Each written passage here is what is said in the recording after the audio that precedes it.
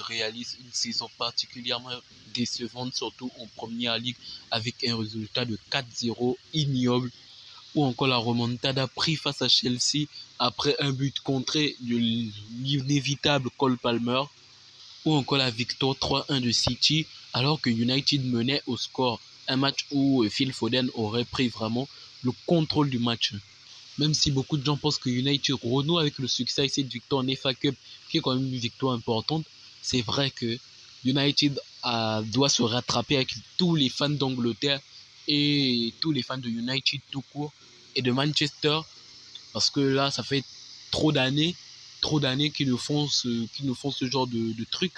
Et vraiment, cette saison, c'est la goutte de trop. Franchement, c'est la dernière chance. Déjà, faut arrêter les recrues hasardeuses. Moi, je ne veux pas d'un Matthijs de Ligt à Manchester United, trop cher. Et ce joueur, je trouve que depuis l'Ajax, ce joueur, il est un peu en perdition quand même. Même si le groupe semble être bien avec quelques joueurs de qualité comme Wan-Bissaka ou encore Bruno Fernandes, il en faut des qualités. C'est pour ça qu'on peut recruter un Brésilien qui connaît bien l'Europe depuis un certain temps, Igor Pexao du Feyenoord, un 2000. Il a fraîchement 23 ans. Voilà, un bon joueur. Même si après les joueurs des Pays-Bas, il faut faire attention, Anthony. Mais bon, lui c'est plus un joueur il se projette avec le ballon, il marque quand même quelques buts. 9 buts, 4 passes D, il peut faire mieux, mais c'est le championnat néerlandais quand même. Et voilà, il a quand même un but en Europa League et tout. Donc cette saison, ça sera comme 12 buts pour lui. C'est pas mal pour un Brésilien qui vient d'arriver en Europe. Bon, et ça fait 2 ans qu'il est aux Pays-Bas et ça se passe plutôt bien. Pour moi, c'est un ailier droit. Attends, je vois le poste. C'est un ailier droit, oui, right foot. C'est un ailier droit. Et donc, ce mec, pour moi, il doit remplacer le mec là, la toupie Beyblade là. Ouais, j'ai oublié son nom. En tout cas, il doit le remplacer. Hein. But sans penalty 92 en anglais, donc c'est un peu compliqué, mais il traduire 91. Total de tirs qui apparaît à 20 buts 94, donc 3,37 de ces tirs sont convertis. Sont des tirs. 3,37% de ces ballons sont des tirs. En assist, il faut encore s'améliorer. 91 en assist goal, 95 en but XG, 90 en tir de création et 76 en passe progressif, 81 en touche de balle, en PNO aussi, 94. Bref, c'est un bon joueur pour United. Igor Pexao, c'est un vrai saucy boy. C'est pas le genre de mec brésilien qui va dribbler après shooter. Lui, il cherche pas à dribbler. Il shoot un peu comme Mbappé, mais bon, il commence par faire une comparaison. Surtout qu'il est encore jeune, mais il a déjà marqué contre des clubs importants. Surtout la saison dernière face à l'Ajax, où il donne le titre à Feyenoord. Pour moi, le deuxième joueur qui doit rejoindre United du côté du latéral, c'est un arrière gauche. Franchement, arrière gauche, avec Luke Shaw qui se blesse souvent et Tyrell Malacia qui n'assure pas. Avec Maximilian Mittelstadt, ça va assurer. Bon, il a un nom assez compliqué à prononcer, Maximilian Mittelstadt. Ouais, ça m'apprend des cours d'alphabet, le truc. Les 31 matchs, 2 buts, 4 passes décisives. C'est un latéral plutôt qui sait rester sous sa ligne. Un latéral dont on a besoin en première ligue, tellement les ailiers sont dangereux comme Olise et tout. Et franchement, ça serait très important à United parce que Luke Shaw, ça se projette souvent. Franchement, Maximilian Mittelstadt, franchement, faut que j'arrête de prononcer son nom de famille. Je vais juste appeler Maximilian maintenant. Tellement les stats sur F-Bref que du vert partout. Vraiment, c'est un latéral très sous-estimé dans le marché. Et franchement, si un gros club européen le recrute pour 10 millions, moi je ne serais pas étonné. Hein. United aurait sous-estimé. Et franchement, c'est une belle trouvaille. 99 en tac. C'est très important. Hein. Un latéral très défensif, comme je vous ai dit. Mais il peut se projeter des fois. Mais vraiment 99, c'est extraordinaire. 98 en interception en bloc 80. Ça peut aller. 76 en clairvoyance. Un duel aérien en 81, c'est en anglais, donc je vous traduis. 92 en passe progressive, en passe réussite, attends. En 1-2 réussi, en tout cas, Tekon, je sais pas. Passe progressif, là, 1-2 réussi, voilà. Passe réussi, 86. Bref, Mittelstadt, c'est un des meilleurs latérales du monde au marché. Franchement, c'est gratos le transfert. Il a aussi une grosse frappe de balle, ce qui sera souvent important et que United a souvent marqué leur but de cette manière. Un arrière droit un peu plus cher, Amar Dedić, qui a une énorme cote, un Bosnien, donc il ne disputera pas l'Euro malheureusement. Je pensais qu'il était serbe, moi. Bref, c'est en 2002, il a 21 ans, et c'est un latéral dont United aura besoin, vu que le latéral droit, Wan-Bissaka, pourrait peut-être partir, et tu vois qu'il y aura trop d'air. Bon, même s'il y a Diogo Dalot, ouais, finalement, ouais, on va quand même chercher Amar Dedić. Diogo Dalot, c'est un bon joueur, mais après, pour être titulaire toute une saison, vas-y, frère. 21 matchs, il n'a pas joué beaucoup de matchs. Ça serait une bonne doublure à Diogo Dalot. Je ne l'ai pas cherché sur le but d'être titulaire. Après, s'il a la niaque, franchement, c'est un joueur que j'aime bien. Il est déjà capitaine du club de Salzbourg. Pour vous dire quelle est sa maturité. Déjà, Amar, il a un contrôle de balle très soigneux et il a une qualité de centre dont les meilleurs numéro 9 rêvent. Rasmus Højlund, qui est plutôt grand de taille, franchement, il aurait mis dedans ce centre. Pareil pour cette action, fou, bien en vitesse. Là, le numéro 9 de Salzbourg le met. Bref, United en centre, les qualités, souvent, souvent les centres, voilà. Mais avec ce joueur, les centres, c'est cadeau. Mais franchement, il est très fragile, le joueur. C'est ce qui est il est un peu énervant, mais bon, il a presque les mêmes stats que Mistelstadt en 21 matchs. C'est plutôt pas mal. Et il a les mêmes stats qu'un joueur qui a joué 10 fois plus de matchs que lui, tu vois. Et pour te dire, le talent, il passe le numéro 10 en étant latéral. C'est vraiment pas mal pour vous dire la technique. Les gars, ce mec-là, il faut aller le chercher. Par contre, ils ont mis le drapeau de Monaco, le drapeau de la France, mais bon, ça va. Ce mec-là, me suis perdu, ce mec-là, United doit le chercher.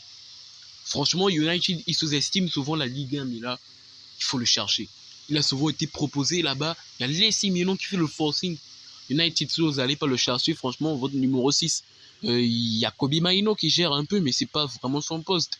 Et Amrabat, il a un peu perdu son niveau depuis la Coupe du Monde. C'est un numéro 6 qui marque quand même quelques buts. Vraiment, c'est un joueur. Coup de cœur, je regarde la Ligue 1, les gars. La Ligue 1 et la Première Ligue sont les deux championnats que je regarde. Donc, quand je vois ce mec, je me dis qu'en Première Ligue, il va faire des folies. Il connaît bien le haut niveau. La Ligue 1 est devenue d'année en année un championnat plus solide défensivement.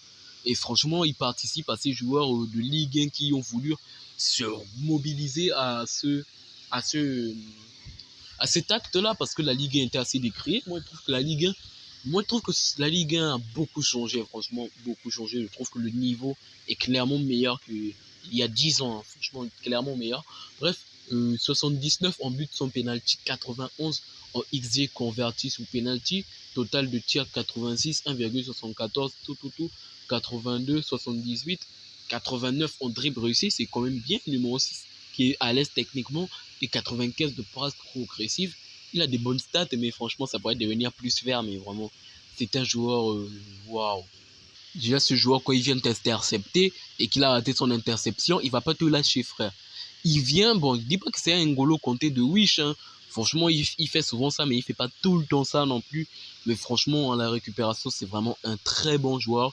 Peut-être un des meilleurs en Ligue 1, si j'ai envie de le dire.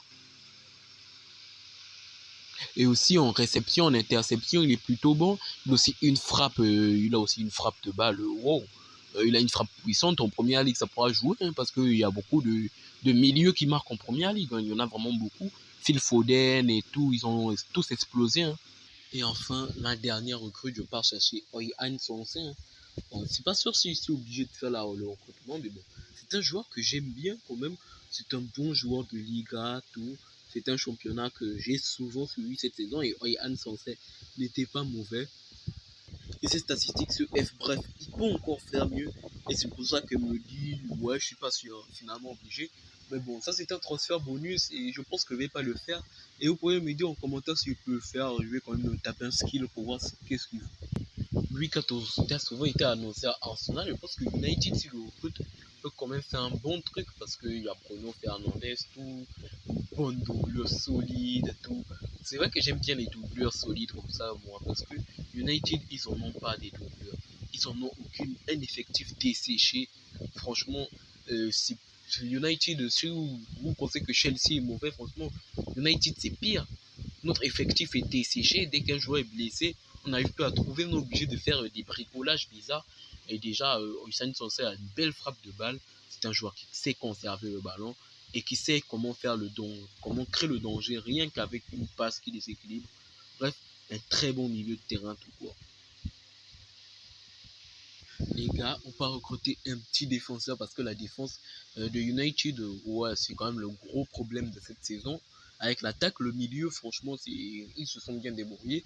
Et Sabah Sazonov, un Géorgien, franchement, très belle trouvaille ce joueur. 2,80 millions, c'est cadeau. C'est un bon joueur prometteur. Il joue quand même pas mal au Torino. Sazonov est un mec qui sait résister à la pression, une pression en première ligue qui est énorme et je pense qu'il va pouvoir l'assumer à United. Je ne pense pas que pourrait le mettre en titulaire. Ça fait à peine 10 mois qu'il joue à peine à Torino. Donc moi je vais le mettre en bonne doublure, comme je dis très souvent dans mes vidéos Mercato, et ça c'est une bonne trouvaille. Une autre très bonne recrue qui pourra même arracher une place de titulaire à un défenseur titulaire, c'est beaucoup de titulaires, c'est Joachim Andersen. Il a marqué contre United lors du match Crystal Palace United. Au début de saison, c'est un joueur qui connaît bien la première ligue, un défenseur central grand, toutes les caractéristiques qu'on demande pour un putain de défenseur central. 38 matchs, il a joué tous les matchs avec Crystal, avec le club de Crystal Palace qui réalise une bonne saison.